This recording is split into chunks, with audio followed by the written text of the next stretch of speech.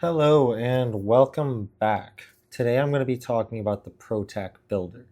This tool is useful for selecting a warhead, selecting a linker, and then selecting a ligase recruiter for the in silico development of Protacs.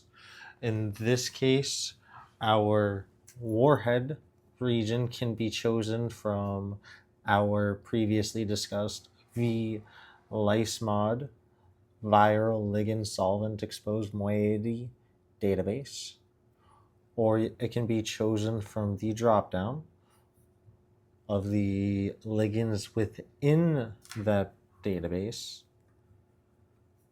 They're all the 3-digit codes from our database, so they can be selected and then it will automatically load them in.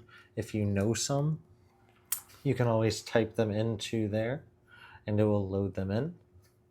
Or if you don't particularly know, you can always check out some of our other videos where we show you how to actually identify warheads, such as this one from our other tools like V lysmod.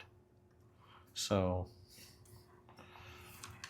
if you had chosen a warhead from one of our tools, it would already preload into the warhead box. And the next option that you have is you can go ahead and select a ligase recruiter. This domain is important because this sets the initial engagement between which ligase you're going to be trying to elicit a response between your target protein, whether it is a protease, whether it's a reverse transcriptase, integrase, or other functional proteins that you've identified in your studies, and your ligase. So you have cereblon, you have VHL, and you have MDM2. These are some of our preloaded ligase recruiters that you could select from. But if you're someone that's unsure of what these recruiters look like, we have this tool that we have called the ligase ligandalizer.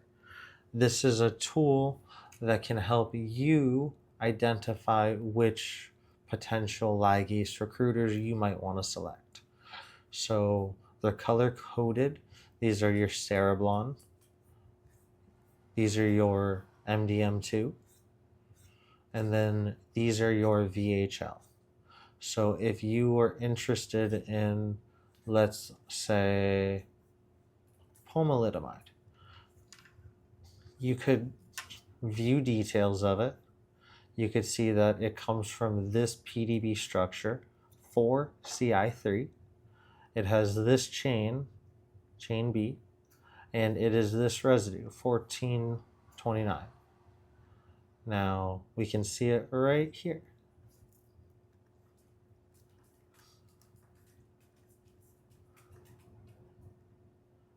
And so in 3D, you can actually look at which domains of this protein you're interested in. So as we said, you can see that this is chain A's and B's. So the red molecules are chain A, the blue ribbons are chain B, and our molecule is bound to chain B, which is cereblon. If you are interested, you can also generate an interaction diagram. Well, maybe. maybe it'll be working when you're interested in generating an interaction diagram. Or maybe I just clicked it twice too quickly. As we discussed, you can see the molecule in 3 dimensions. And look, there's our interaction diagram. So you can see which parts of the molecule are being interacted with and which residues. So tryptamine 382B, you can see that it is being bound and there is an actual hydrogen bond being detected between the backbone nitrogen and the actual carbonyl from the pomalidomide. So that makes sense when you look at it from the crystal structure. You can see this molecule pointing directly into the binding pocket. And so if you're interested, you can then return back to the database. You've looked through all your options. You click return. And now you can go ahead and select pomalidomide. And so the last part of any Protac is the linker. And so this one comes down to user preference. You can design your own. You can filter a pre-curated list of linkers from the Protac database 3.0, which is filtered by weight, flexibility, rigidity, polarity, and XLogP. So, for example, if you're interested in filtering by rigidity, if you're someone that wants very, very rigid linkers, you can sort it by descending. So you can get an idea of other linkers from published studies and what they look like. So you can see that when you sort by descending rigidity, you can see these very non-rigid linkers. If you wanted to have a minimum weight filter, you could filter by a certain minimum weight, a certain maximum ring count. So if you're interested in a rigid one that has at minimum 2 rings in it, you can apply the filter. You can then order it by ascending to get other linkers and see how they appear. And then if you wanted a max ring count, for example, you can then have 4. So now you can see all the ones between 2 and 4. And so let's say you select a linker. Let's say this is the one. You select it. Now you have your 3 parts of the Protac within the Protac builder. The last thing that you have to do is identify which portions of the molecules you actually are interested in modifying. And so in this case, we can look at the instructions.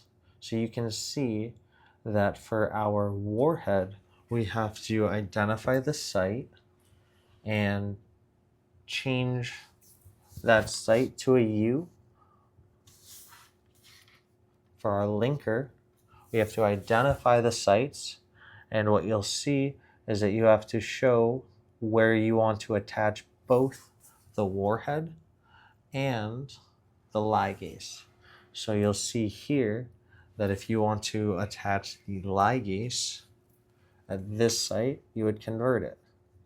But what you'll have to note is that wherever you select your site to be, whether you're trying to connect at the nitrogens here, wherever the actual V is where that bond will be created.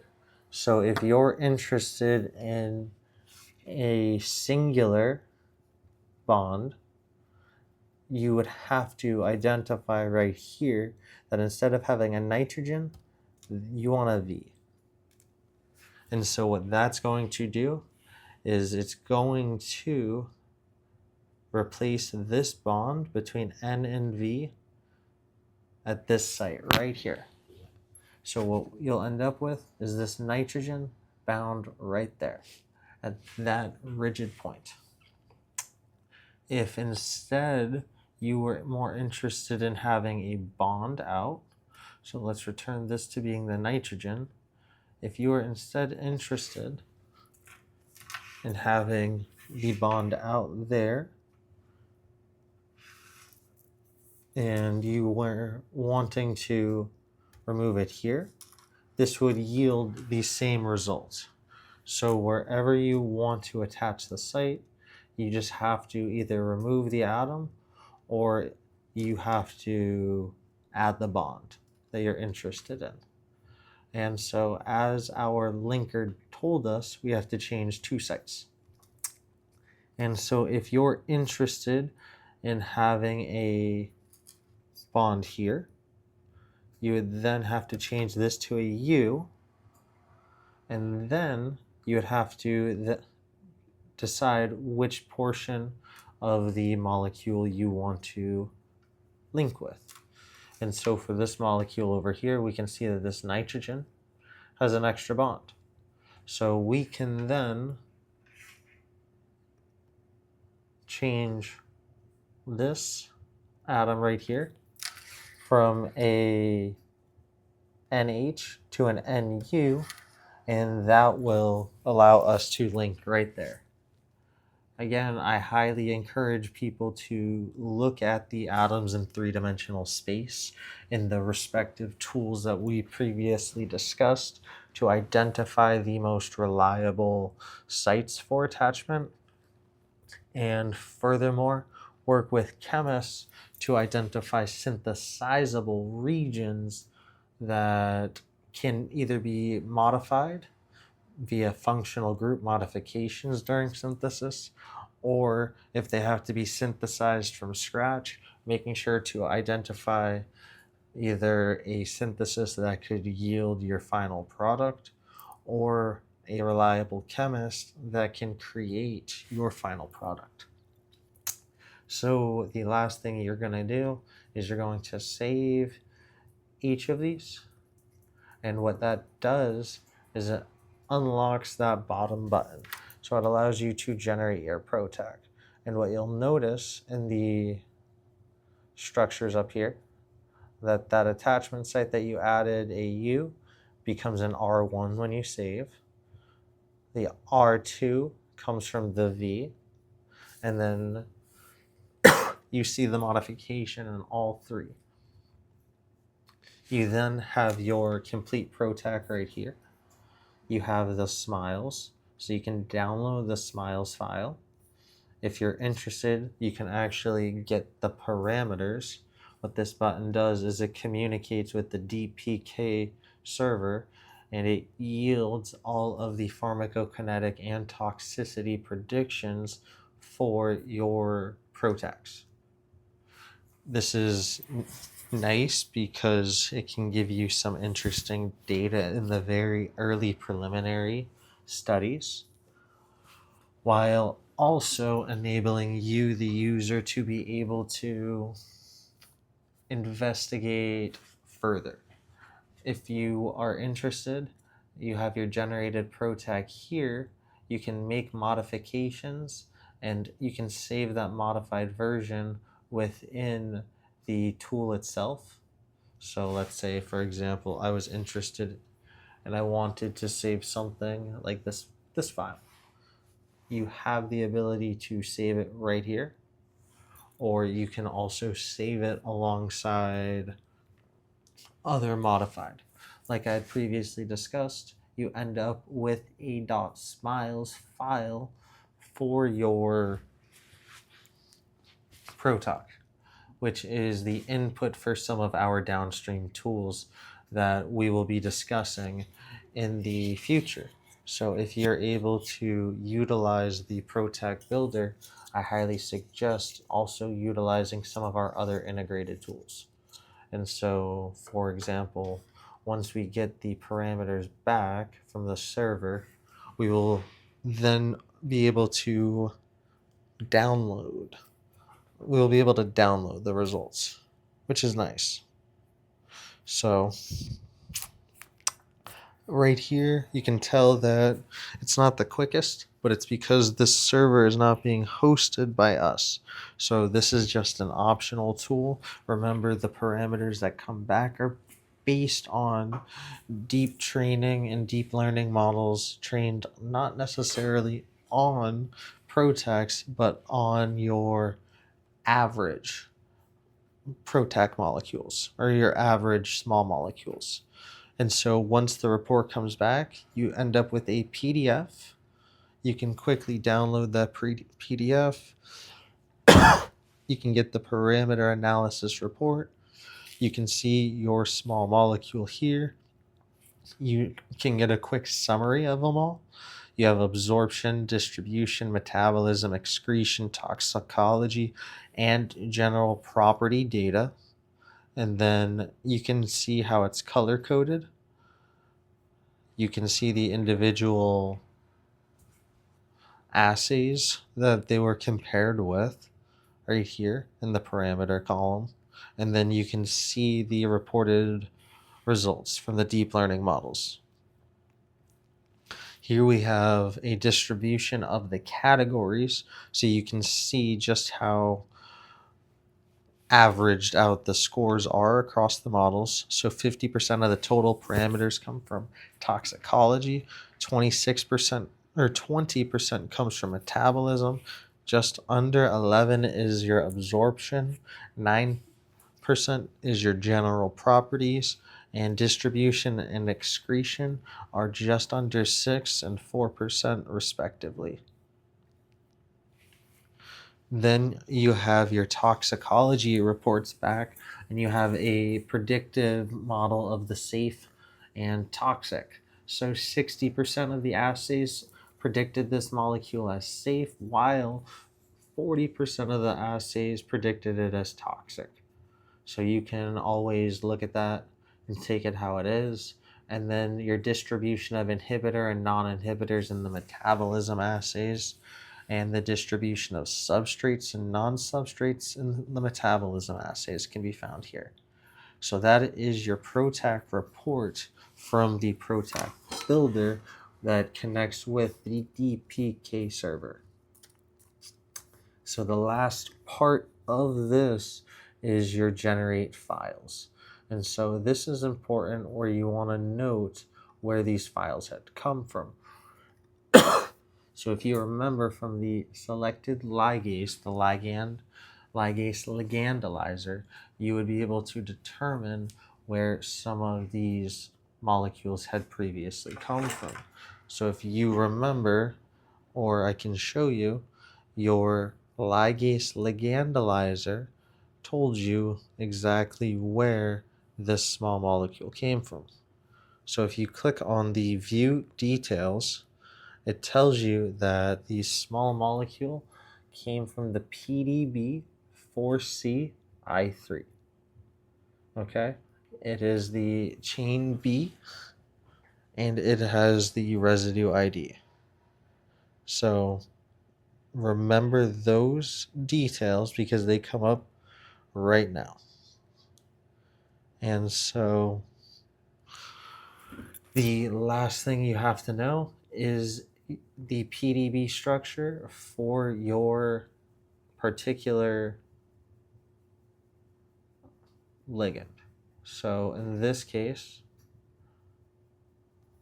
we want to know a PDB structure for HIV 1 reverse transcriptase inhibitor T27. So T27 is this ligand right here, our warhead, and one of its PDB IDs for its potential Protac development is 4G1Q. So our server asks us to enter the ligase PDB code.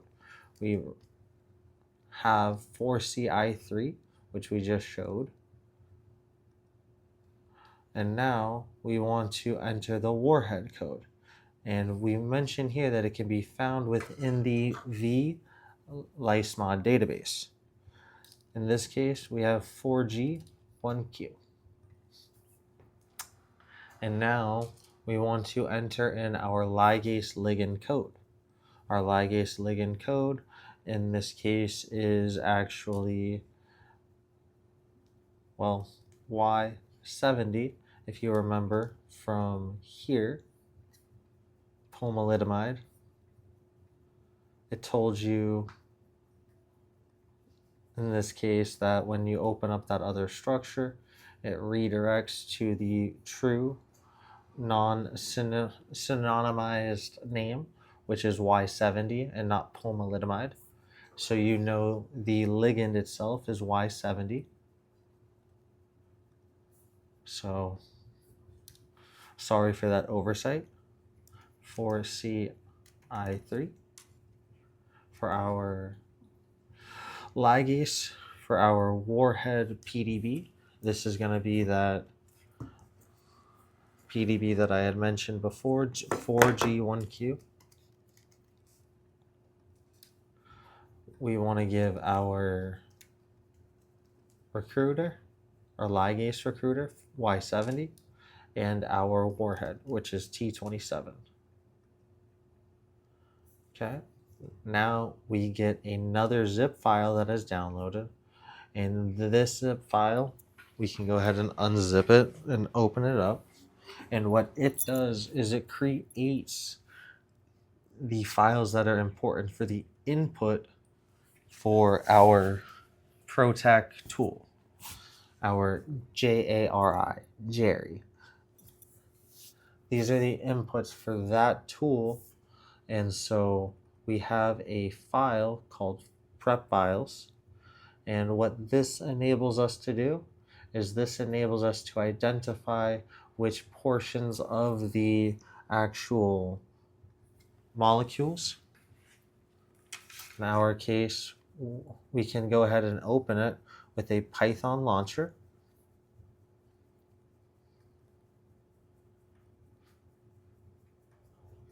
When the Python launcher opens, it enables us to then choose the chains for the ligase. So remember, we had said that the ligase, the portion of the molecule, comes from chain B.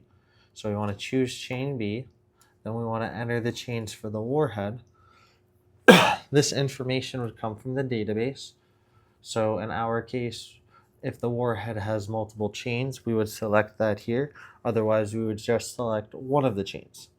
And so one of the chains for 4G1Q that we can go ahead and select that contains our molecule is actually chain A. So we can go ahead and select chain A here.